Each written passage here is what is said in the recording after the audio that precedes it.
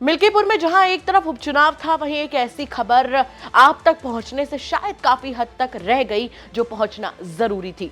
और वही खबर हम आपके बीच लेकर आए हैं, क्योंकि चाहे चुनाव हो या फिर कोई भी बड़ी खबर, लेकिन किसी के साथ अगर कोई क्राइम हुआ है तो खबर आपसे छूटनी नहीं चाहिए।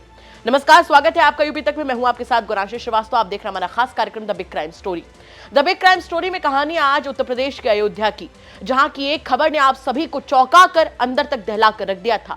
वो खबर थी अयोध्या की एक दलित बेटी की, जिसके साथ जो बर्बरता की गई वो किसी से छिपी नहीं है।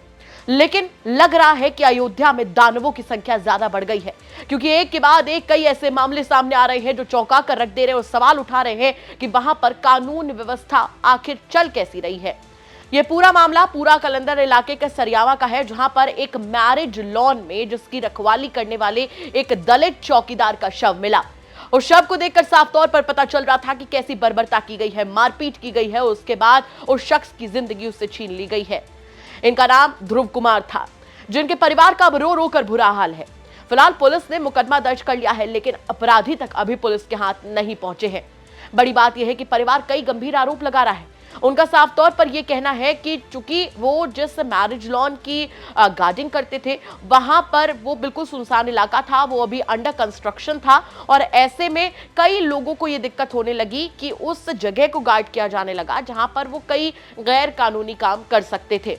अब परिवार का रो रो कर बुरा हाल है। ध्रुव कुमार, जो कि एक दलित समाज से आते हैं और एक सिक्योरिटी गार्ड के तौर पर काम करके अपने परिवार का पेट पाल रहे थे, और परिवार ये साफ तौर पर कह रहा है कि उनकी किसी से दुश्मनी भी नहीं थी। उनके दुश्मन सिर्फ वही लोग थे जो वहां पर मौजूद रहते थे और जिनकी आंखों में ये खटकता था कि कैसे उस जगह की कोई रखवाली कर रहा है जहां पर वो कोई भी गलत काम कर सकते थे।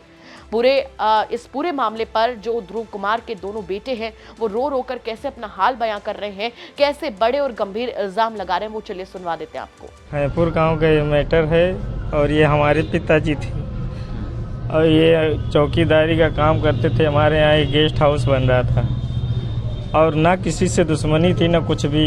हमारे पिताजी को बहुत बुरी तरह से मारा गया है, और इसको हम कुछ नहीं कहना चाहते। हमको सीधे सीधे इंसाफ चाहिए, बस और कुछ नहीं। जो वहाँ मौजूद था मिस्त्री, वो 15 फीट ज़्यादा दूरी था, मगर वो बोल रहा है हमको कुछ पता ही नहीं चला। इतनी बेरहमी से मारा गया, उसको कुछ पता ही नहीं चलेगा होगा। हम मांग कर रहे हैं, हमें न्याय मिलनी चाहिए और फांसी होनी चाहिए इस आदमी को। वही उससे पूछताछ की जाए, अभी वही बताएगा ना, वही राजू मिस्त्री से। अयोध्या में दलित बेटी के साथ हुए कांड के बाद लगा था कि पुलिस यहाँ पर मुस्तैद हो जाएगी और अब क्राइम रेट में कमी आएगी, लेकिन एक के बाद एक अयोध्या में जिस तरीके से दलित लोगों पर हमला हो रहा है, वो वाकई कई सवालिया निशान खड़े करता है।